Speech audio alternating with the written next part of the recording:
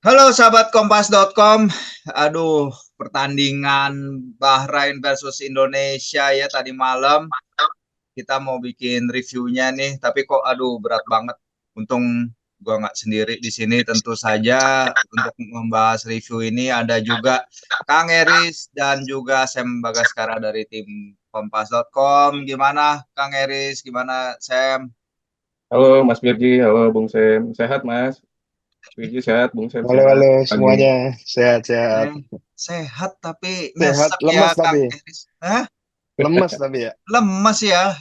Kebetulan sahabat kompas.com, Kang Eris dan Sam itu jaga tadi pagi ya naskah kita, aliran naskah dari selesai pertandingan, wrap up pertandingan di mana timnas itu sudah leading 2-1 ya di kandang Bahrain, tim peringkat 76 dunia pada menit ke 90 plus 7 di mana seharusnya 90 plus 8 bahkan ya di mana seharusnya injury time hanya 6 menit tapi kita akhirnya kebobolan oleh gol Muhammad Marhun di 9 menit plus injury time.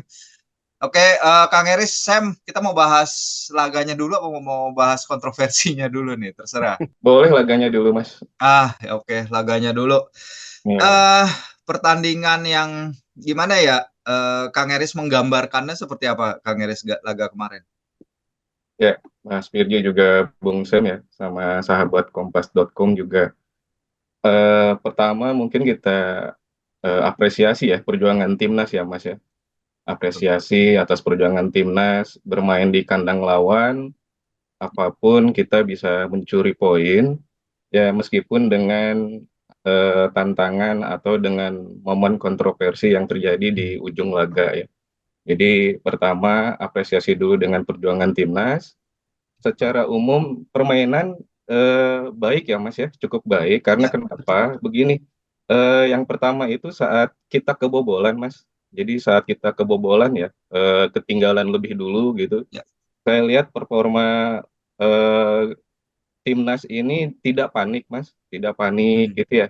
Merangkai kembali, meniti serangan lagi gitu ya, menata serangan gitu. Bagaimana caranya supaya bisa menyamakan kedudukan sampai akhirnya kita bisa menyamakan kedudukan di penghujung babak pertama ya, Mas ya, lewat Yuk. golnya Ragnar. Ragnar ya. Mm-mm. Ya, mulanya ada umpan dari Parjener, kemudian sempat mengenai Miss Hilgers ya, ada Hilgers ya. April Hilgers juga ya, sampai akhirnya dikuasai oleh Ragnar dan gol lah gitu. Nah, pertama positifnya itu kita tidak panik saat tertinggal. Kemudian yang kedua adalah di laga semalam itu kita bisa mencetak gol dari lini serang, Mas ya. Ya. Jadi Ragnar mencetak gol, kemudian juga Rafael Struijk dengan gol indahnya ya. Mm. Itu gol yang cakep sih. Jadi menit 74 yang bawa kita unggul dan bisa membalikan keadaan. Nah, itu positif gitu ya, langkah-langkah positif timnas semalam gitu. Saat kita tertinggal, kita tidak panik. Yang kedua juga kita bisa tampil lebih baik ya di babak kedua dengan pendekatan pergantian pemain yang dilakukan oleh Sintayong. Jadi itu arah positif. Nah, setelah itu barulah ada kontroversi yang terjadi yang membuat kita hari ini Iya. sehat tapi lemes gitu. Lemes Itu banget. Mas Birji, Bung Sem juga sahabat Kompas.com. Oke, Ragnar ini mencetak gol keduanya ya bersama timnas Indonesia. Dua-duanya datang di laga tandang. Sebelum ini dia mencetak gol di Hanoi melawan Vietnam dan Rafael Struijk adalah gol pertamanya dalam 17 laga atau 14 laga tergantung kita nanya ke siapa karena ada dua laga pemanasan itu kan yang lawan Tanzania kalau nggak salah. Sam, tadi Kang Eris bahas soal kinerja lini depan. Mm-mm. Perbaikannya gimana nih, Sam, menurut Bung Sam di laga Iya, tadi? kalau soal lini depan udah terbukti ya, karena dengan masuknya dua orang itu Hmm. ke papan skor, Ragnar Oratmangun yang sekali lagi dia menunjukkan perannya ya, terutama kalau aku lihat di ini ya, dia peran-perannya untuk membangun proses serangan Ya, timnas Indonesia itu sangat krusial ya, karena timnas Indonesia sekarang itu kan kebanyakan susah kan mau bangun serangan dari belakang itu masih agak betul. kesulitan sampai Ya, pertandingan ketiga ini, dan peran Ragnar Oratmangun itu dia berfungsi sebagai pemantul, dia rajin juga untuk menyongsong bola ke belakang, dia mobile juga bergerak. mungkin dia ditempatin di kiri ya, tapi kadang dia bisa tukeran ke Drifting ya. kanan. Iya, shifting posisi dengan Ya, Malik Rizaldi ya semalam ya. betul. Di pergerakannya mobile dan penting dalam bangunan serangan, terutama untuk bola-bola pantulan, dan dia sangat bagus ketika membelakangi ini ya gawang lawan ya. Jadi dia Betul. bisa menahan bola, jadi memberikan sedikit waktu buat lini kedua timnas Indonesia buat ikut menyongsong serangan ke depan. Jadi ini salah satu yang kunci buat Ragnar Uratmangun adalah pergerakannya itu, saya pikir ya. Terus untuk Rafael Struijk, sebuah relief ya, kelegaan yang luar biasa, akhirnya dia bisa pecah Bisa. telur lah di timnas senior. Setelah kemarin di level U23 dia cetak gol bagus banget, itu salah Ya, satu dia udah mulai nunjukin tuh dia bisa tuh penyelesaian seperti itu, dan dia semalam menunjukkan bahwa dia punya kualitas finishing yang juga oke kok kalau dia ditempatkan dengan dengan situasi yang kira-kira pas, dia bisa melakukan finishing yang terbukti membawa manfaat lah untuk Indonesia, dan sempat membawa kita unggul ya 2-1 berbalik. Dan lini depan saya pikir bekerja dengan bagus, cuman mungkin ada sedikit catatan juga karena Malik Rizaldi di menit-menit awal sudah harus kena ya, cedera yang cukup serius ya, ya, mengeluarkan darah di pelipisnya, dan itu saya pikir juga sedikit banyak dan pasti banyak juga akan berpengaruh ke permainannya di atas ya. lapangan ya. Jadi dia di sisi kanan tidak begitu hidup, dan mungkin setelah Marcelino masuk agak lebih bernyawa ya di sisi kanan, Mm-mm. dan Mm. patut dicatat pula bahwa golnya Rafael Struijk itu diawali oleh pergerakan Marcelino ya di sisi Ya. kanan juga. Dia umpan ke Tom Hai sodorin pelan ke Rafael Struijk, dan akhirnya jadi gol itu yang saya pikir placing yang sangat presisi dari Rafael Struijk ya. Ya, ditendang dengan sangat bagus sekali oleh Rafael, dan kalau kita lihat emang Malik adalah salah satu dari dua debutan di laga ini ya, Iya, Kang Eris dan Sam, udah bersama dengan Miss Hillhurst. Cuman ya itu tadi, punya cut sedalam itu kan kita ngeliput di FC iya juga ya, kalau betul. ada cut sedalam itu pasti biar bagaimanapun konsentrasinya pasti akan terpengaruh. Tapi kalau kita ngomongin lini ofensif ya benar tadi udah ada banyak pergerakan yang lebih baik, walaupun kadang holding up the ball masih ada masalah ya. Kemarin ada satu momen di mana Jai Ijes dia sempat mengeluarkan emosinya ya kepada Ragnar ya, karena nggak bisa menahan bola, karena bagi dia Hmm. lini belakang tuh under pressure banget, under pressure di mana kita lihat pemain lawan Bahrain berani main one on one dengan para pemain back kita yang emang sering memulai serangan, fase pertama serangan dengan bola-bola pendek terutama dari kiper. Tapi Kang Eris, ini kehadiran Miss Hillhurst kan di belakang emang hype-nya besar banget. Harapannya adalah dia bisa menghentikan arus serangan yang bertubi-tubi ke gawang timnas Indonesia.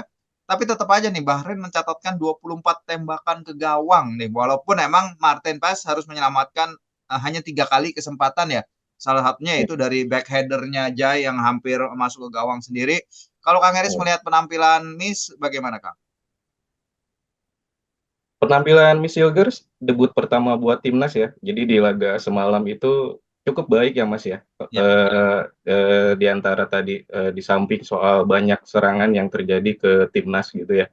Jadi beberapa kali Miss Hilgers ini semalam itu bisa memenangi duel udara, kemudian juga dia penempatan posisinya juga baik ya di posnya, disiplin, kemudian dia juga beberapa kali juga berhasil menghentikan umpan-umpan atau serangan dari lawan gitu. Cukup baik penampilannya, terlebih dia juga punya andil ya di golnya Ragnar. Iya. Terlepas sengaja atau tidak sengaja, ya itu Iya. bola ya bola Saya jadi kira itu handsball, itu ternyata yang dicek offside. Menurut Kang Eris itu ada kena tangan nggak Kang itu? dicek lagi di tayangan ulang. Tadi juga betul Mas, Iya. penasaran ya dengan proses golnya Ragnar gitu. Jadi Iya. dicoba untuk dicermati lagi, ternyata ya clear sih Mas. Dalam arti lebih ke bagian ini ya, bawah perut gitu ya, bawah di Bawa perut ya. area Oke. pinggang, iya seperti itu. Bolanya mengenai mengenai bagian Miss Iya. Hilgers, kemudian dikuasai oleh Ragnar. Sejauh semalam penampilannya cukup oke Mas, baik gitu ya. Dia tidak terlihat gugup bergabung dengan teman-teman Teman rekan-rekan baru temannya. di timnas ya. gitu ya. Jadi bisa langsung beradaptasi di barisan lini pertahanan dengan Jay Ijes, kemudian juga dengan Jordi Amat di babak pertama, Ya. kemudian bisa kolaborasi juga dengan Rizky Ridho di babak kedua saat Jordi diganti. Jadi adaptasinya juga ya sejauh itu cukup baik, kemudian dia tidak melakukan kesalahan yang dalam arti blunder ya, yang bisa membahayakan gawang timnas juga minim, kemudian dia beberapa kali juga bisa memenangi duel udara ya cukup baik lah dengan pengalamannya bermain di Eropa ya, Ya, menghadapi klub-klub Eropa gitu ya, bermain di Liga Eropa gitu. Jadi ini suatu hal positif buat timnas dan mudah-mudahan penampilan Hilgers ke depan makin baik lagi dan bisa membuat lini pertahanan kita makin solid ya. Mas Firji, ya. Bung Sam seperti itu. Amin, Kang, semoga ya. Selain Hilkerson ada juga Eliano Reinders, Sam, yang datang dari bangku cadangan. Kakaknya kan merupakan salah satu pemain kesayangannya Sam nih. Tapi kalau adiknya bagaimana nih, Sam? Kemarin dia sebenarnya menarik ya pergantian pada halftime itu ya. Sandi Iya. keluar, Jordi keluar digantikan Rizky dan Eliano. Menurut Sam kenapa ada coach yang melakukan pergantian itu, Sam? Eliano kan ini tipikal pemain yang lebih agresif ya, karena dia Ya, aslinya kan dulu zaman zaman awal-awal karir kan dia gelandang dan dia bisa lebih bisa ditempatkan di mana aja ya, dan mungkin punya sedikit naluri menyerang yang lebih tinggi ketimbang Sandy Walsh ya.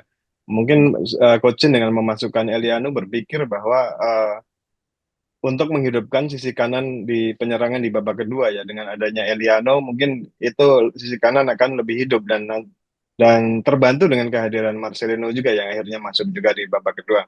Saya pikir kalau Eliano Reinders ya penampilannya ya cukup bagus ya, karena harus diingat pula bahwa ini penampilan perdananya dia buat timnas Indonesia.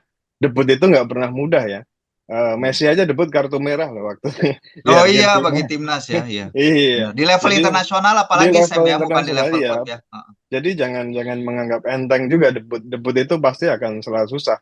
Messilger saya pikir juga bermain solid ya bareng Hmm. bareng si Jaic di lini belakang, walaupun catatannya sekali lagi 24 shot itu bukan jumlah yang sedikit ya, dan itu harus harus segera dan diatasi lah problem ini, karena kita dari pertandingan awal lawan Arab Saudi sampai pertandingan lawan Bahrain ini yang selalu jadi catatan kita ya di lini Hmm. belakang, mengizinkan lawan terlalu banyak membuat peluang ya, walaupun patut dicatat kalau pas lawan Bahrain itu Bahrain lebih sering lepas tembakan dari luar-luar kotak penalti ya, Ya, karena dia punya penembak-penembak yang bagus ya dari luar second line ya, dari kotak betul. penalti. Dan 24 shot bukan jumlah yang sedikit. Lawan Australia ada 19 tembakan, lawan Hmm. Arab Saudi ada 18 18 tembakan, jadi tembak. total 61 tembakan dari 3 laga. Jadi ini jadi catatan juga untuk pertandingan ke depan melawan Cina. Salah satu Ya, catatan buat lini belakang Indonesia adalah untuk menutup celah celah buat lawan menciptakan peluang, karena tidak bisa terus menerus mengandalkan Martin Paes di lini ya, di sektor kiper juga ya. Jadi itu ya, catatannya soal Eliano ya, dia harus diapresiasi penampilannya di pertandingan pertama. Kakaknya juga udah merayakan debutnya buat timnas ya, Indonesia, ikut posting juga kakaknya lagi mau main di Nations League. Ya ikut bangga lah, keluarga Reinders sedang inilah hari ini lihat satu kebanggaan tambahan buat keluarga Reinders, yang ayahnya Martin juga seorang pesepak bola, tahulah ya, rasanya membela tim nasional itu seperti apa, dan bapaknya kan belum pernah ikut tim nasional kan, jadi timnas lihat ya. lihat anaknya sekarang bela Belanda, terus anaknya satu lagi sekarang ikut di level timnas juga memperebutkan tiket ke Piala Dunia. Saya pikir itu salah satu catatan yang membanggakan lah buat Martin Reinders. Iya, karena si Angelina ya, ibunya Eliano ya, itu kan Iya, hubungannya masih dekat ya. Jadi bapaknya pemain PSC Zoli juga kan, saya mereka bertiga tuh iya, sempat main di heeh. PSC Zoli. Semuanya ya. Semuanya pada Hmm, suatu fase karir mereka pernah main di hmm, sana. Jadi ya kebanggaan itu aja. Jadi bukan garis dari kakek nenek atau ya hmm, seperti itu, tapi emang benar-benar dari ibunya Eliano dan Tijani sendiri. Ya iya, itu adalah sisi hal bagus ya dari laga tadi. Tadi Sam juga udah bilang 24 tembakan, tapi Martin hanya melakukan 3 save. Ada tiga. beberapa save-nya bagus memang, terutama yang pada babak pertama yang dari tembakan kaki kiri pemain nomor 7 itu, terus kemudian dari tandukannya si Jai. Secara big chance emang cuma satu big chance ya yang mereka ciptakan dari 24 tembakan itu. Kalau menurut SofaScore ini timnas juga hanya melakukan satu big chance. Tapi tentu aja kita harus bahas pertandingan ini dalam konteks kontroversi yang terjadi pada menit 90 plus 9 itu. Ah, Gimana kita mulai dari reaksi Shin Taeyong dulu deh, yang tadi malam juga bicara di konverse. Ini kali kedua ya dia udah bilang bahwa apabila AFC ingin mengembangkan diri, mereka federasi itu harus apa ya memajukan kualitas wasit. Nah mungkin nih dari Kang Eris nih yang nyapu-nyapu naskah juga setelah pertandingan, seperti apa nih Kang, tadi apa aja yang ada di konferensi pers Coach Shin? Ya, kita lihat sama-sama di semalam tadi ya, di ujung laga momen kontroversi terjadi memang. Nah, ada reaksi dari kubu kita utamanya di Timnas Indonesia ya, baik protes yang disampaikan oleh pemain, kemudian oleh ofisial di bench pemain ya, sampai akhirnya juga manajer timnas kita Pak Pak Marji Sumar ya? juga ya di kartu merah ya gitu. Oke. Jadi reaksi wajar itu muncul gitu. Kemudian juga pelatih Sintayong juga sudah mengomentari hal itu bahwa dia menilai eh, orang atau yang menyaksikan laga itu pasti akan paham mengapa skuad timnas kita melakukan hal yang demikian gitu ya. Di saat ada momen-momen kontroversi terjadi gitu. Jadi saat terjadi, jadi kalau misalkan di catatan pribadi saya ini ada minimal ya, minimal Mas Firly atau Bung Sem dan sahabat Kompas.com itu ada 3 hal yang lumayan jadi kontroversi saat laga semalam terkait wasit ya. Jadi yang pertama itu mungkin masih ingat ada pelanggaran yang terjadi saat Rafael Struijk ya Oh dilanggar iya, di pinggir ya. di pinggir itu gitu kan yang kemudian menjadi drop ball ya di situ ya. Nah, itu padahal kalau dilihat dari tayangan ulang pelanggarannya lumayan keras di situ gitu ya. Yang pertama itu, kemudian yang kedua adalah tadi ya soal injury time ya. Injury time itu kan sudah ditentukannya di laga tadi itu 6 menit. Nah, terjadi menambah 3 menit jadi 99 dan gol itu terjadi. Kemudian ada tendensi juga ini ya, tidak mengecek VAR ya saat gol itu terjadi gitu ya. Jadi ada harapan kalau dilihat di beberapa pemain itu ingin ada pengecekan ulang lewat VAR gitu ya. Tapi Malah tidak VAR-nya kayak cek possible penalti kan persis sebelum gol itu. betul. Aduh, aneh banget. Iya.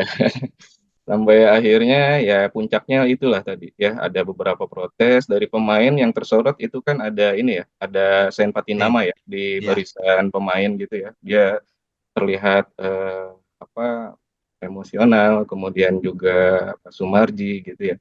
Eh, ada reaksi dari kita itu dan Sintayong memahami hal itu.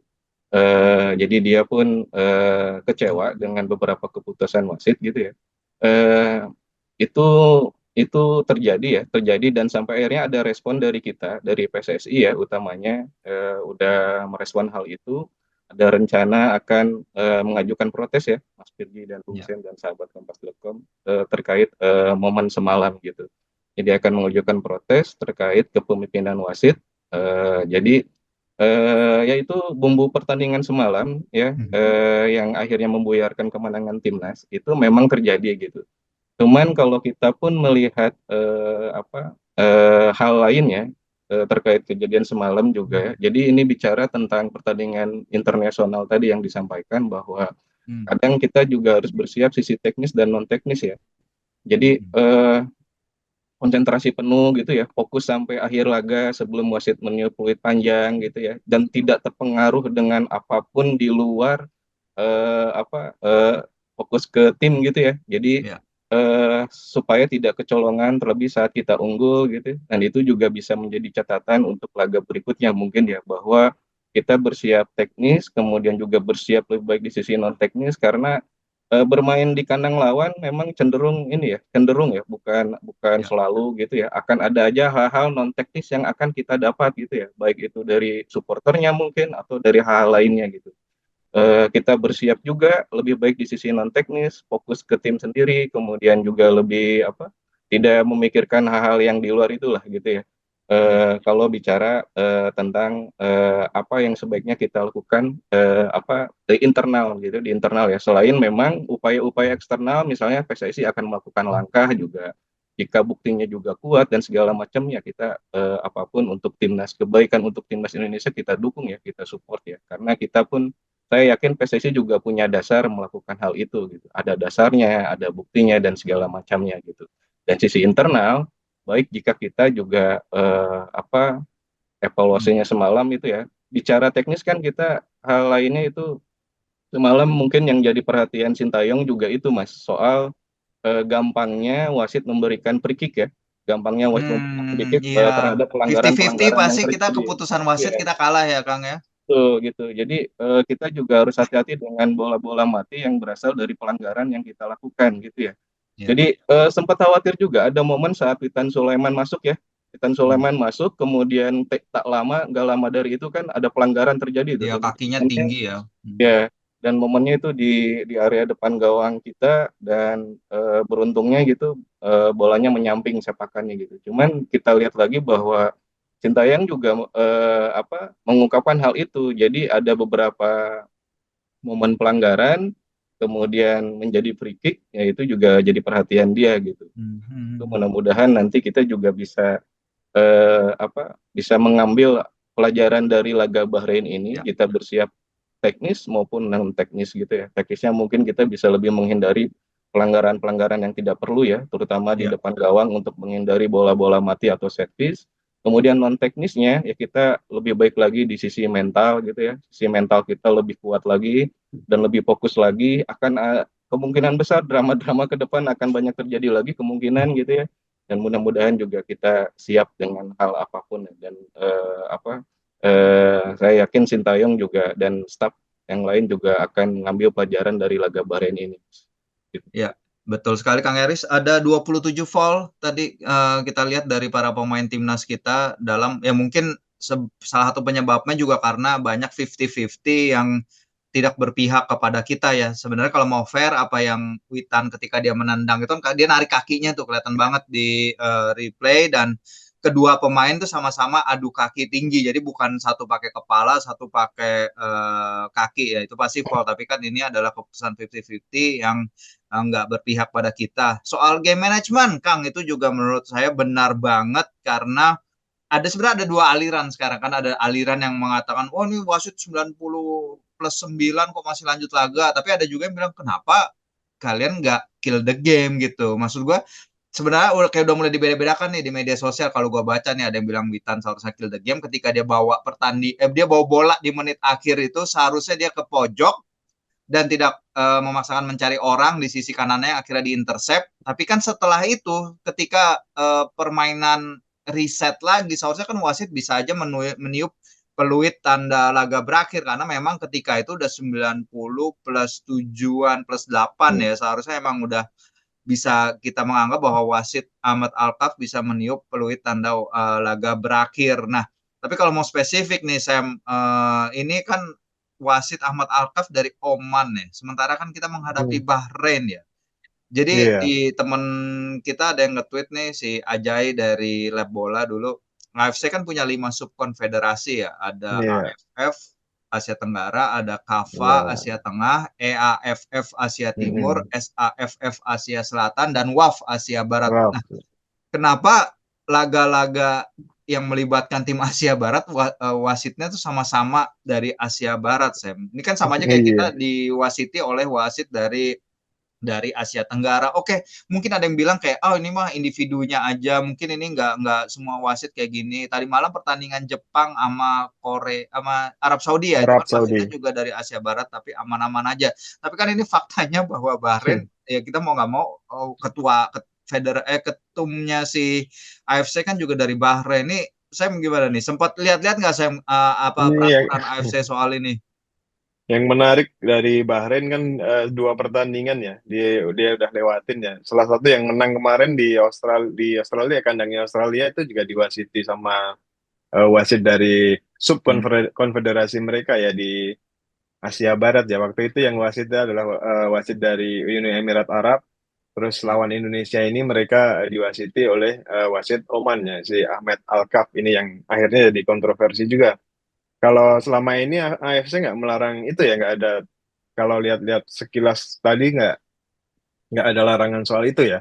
Iya. Untuk di babak ini mungkin larangannya adalah tidak mengutus wasit yang punya relasi, berasal dari kedua negara yang bertanding Ya. atau dari satu grup yang sama ya dengan negara-negara kontestan di grup itu ya. Misal wasit asal Jepang itu mungkin nggak akan boleh turun untuk wasiti Indonesia lawan lawan Bahrain semalam.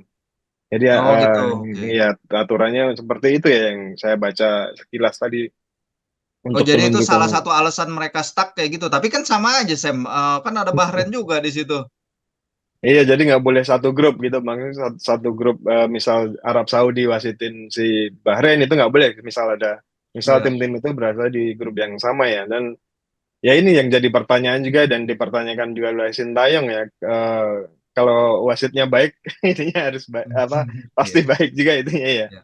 Dan logis juga ini dipertanyakan karena ya satu subkonfederasi itu tadi ya ada dan banyak negara-negara Asia Barat kebetulan atau udah direncanakan saya nggak tahu Iya. eh, sampai putaran ketiga ini banyak diwasiti oleh negara-negara dari Asia Barat juga dan itu yang jadi Iya. pertanyaan dan harus dijawab juga sih menurut saya sama AFC Iya. pertanyaan ini karena ya buat clear aja karena untuk selevel kualifikasi ini ya Piala Dunia hal-hal kecil semacam ini harus Iya. harus benar-benar dijawab ya dan Ahmed Alkaf ini jadi kasihan juga jadi sorotan akhirnya kan karena keputusannya walaupun secara regulasi di IFAB ya ada satu law nomor 7 ya yang bilang kalau injury time itu boleh boleh lebih tapi nggak Hmm. boleh kurang dari yang ditetapkan ya Iya. misal Betul. misal semalam itu 6 menit wasit tidak boleh kurang dari 5 menit dalam menerapkan injury time ya. Dan Iya. kalaupun misalnya itu ditambah jadi lewat 6 menit itu harus ini ya menyesuaikan kriteria-kriteria yang ada untuk menambahkan waktu Iya seperti ada kalau pergantian ada pemain cedera pergantian gitu-gitu ya. pemain cedera, selebrasi gol yang mungkin terlalu lama, juga ada momen pemain mengulur-ngulur waktu. Jadi itu jadi masuk Iya. kriteria wasit untuk melakukan penambahan di injury time ya. Dan Iya. patut dicatat kejadian-kejadian di babak pertama gitu misal tidak boleh memengaruhi penambahan injury time Oh, pada babak kedua. Jadi nggak yang kayak guling-guling ngaruh, awal itu nggak bisa ya? nggak bisa ditambahin di babak kedua. Diatur juga itu di IFAB juga udah dijelasin kalau Hmm. itu juga nggak bisa, nggak akan ngaruh di babak pertama ya. Hmm. Itu poin yang salah satu yang penting juga untuk secara aturan memang nggak akan salah, tapi harus diingat juga gamemanship si Bahrain ini dari awal laga ya dia ini ya guling-guling, ngulur waktu, ngerusak momentum timnas Indonesia ketika timnas Iya. Indonesia bawa bola. Ya ini nggak salah, ini salah satu gamemanship kalau orang Iya. bilang Simeone itu dark arts ya. Itu salah Itali satu. juga ya. Iya, Furbu apa tuh? Furbi. Furbizia ya. Iya. Dan nggak salah juga dilakukan. Dan kita harus memang seperti kata Kang Eris tadi harus siap menghadapi tim-tim model ini ya. Dan ini Hmm. nggak mungkin di masa depan atau di kapan hari akan berhadapan lagi dengan model-model tim yang mengandalkan strategi gamemanship macam ini. Jadi nggak boleh ikut dengan ritme mereka, nggak boleh ikut Iya. eh, tersedot dengan cara mereka bermain karena kalau kepancing akan bahaya ya, gameplaynya pasti akan rusak. Kalau saya perhatikan semalam timnas Bahrain ini setiap ada pelanggaran mereka kan berlama-lama Iya. dengan ini ya menahan bola Guling. biar Hmm. guling-guling bisa dengan Guling-guling FC. guling-guling Ya. atau menahan bola. Hmm. Tujuannya tentu kan merusak momentum timnas Indonesia ya agar Iya. momentum itu rusak dan pola serangan tidak jadi berbahaya untuk Bahrain. Itu yang harus diwaspadai sih untuk kedepannya buat timnas Ya. Indonesia.